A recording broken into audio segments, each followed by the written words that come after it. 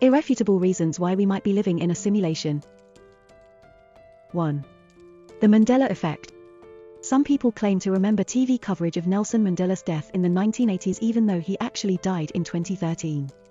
The Mandela effect is therefore supposedly proof that whoever is in charge of our simulation is changing the past. Or alternately, this is evidence of parallel universes and some individuals have crossed from one universe, in which Mandela died in the 80s, into ours, where he lived to age 95. Additional examples of this phenomenon include some remembering the name of the Berenstain Bears children's book series being spelled as Berenstein and others recalling a non-existent movie from the 1990s called Shazam, starring the comedian Sinbad as a genie. 2. Missing aliens. We've spent billions sending probes through outer space and should probably have found evidence of extraterrestrials by now, right? Not so fast. Aliens would likely be far more technologically advanced than we are, the thinking goes, so the fact that we haven't located them suggests we live in a simulation they've figured out how to escape from. Or maybe the computer we're in only has enough RAM to simulate one planetary civilization at a time. 3. DNA that contains a computer virus. A.B. In 2017, a multidisciplinary group of researchers at the University of Washington proved that they could embed malicious computer code into physical strands of DNA. Their aim was to show that computers working in gene sequencing were vulnerable to attack. But they may also have inadvertently revealed that what we perceive to be biological reality was in fact computer code all along. 4. Weird news. Some have proposed that recent unlikelihoods, including Donald Trump's election, Brexit, the 2017 Oscars envelope mix-up, and that year's 25-point Super Bowl comeback, could mean we're in a malfunctioning simulation or whoever is pushing the buttons is screwing with us.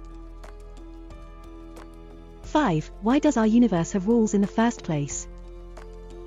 A.B. MIT cosmologist Max Tegmark has pointed to our universe's strict laws of physics as possible evidence that we live in a video game. If I were a character in a computer game, I would also discover eventually that the rules seemed completely rigid and mathematical. In this theory, the speed of light, the fastest rate at which any particle can travel, represents the speed limit for transmitting information within the network of our simulation. 6. It's not actually possible to prove we're not living in a simulation. It may be easier to prove that we're living in a simulation than to prove we're not. Nuclear physicist Zohar Davidi believes that cosmic rays, the most energetic particles known to man, would appear as pixel-like chunks if we are within a simulation, and unending beams if we're in base reality. Meanwhile, NYU philosopher David Chalmers doubts it's possible to prove that we don't live in the Matrix. You're not going to get proof that we're not in a simulation, because any evidence that we get could be simulated. 7. It makes more sense than ghosts. Paranormal events are not hauntings or alien encounters, but glitches in the simulation.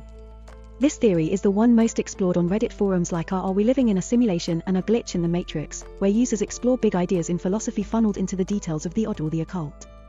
A storefront exists in a town one day, then it doesn't. Explanations include a slip between parallel timelines, or a pop-up. A car passenger sees the word render in the sky, as if entering a new part of a video game. Elevators are a frequent setting for glitch stories. The jump between floors seems to encourage a slip within dimensions.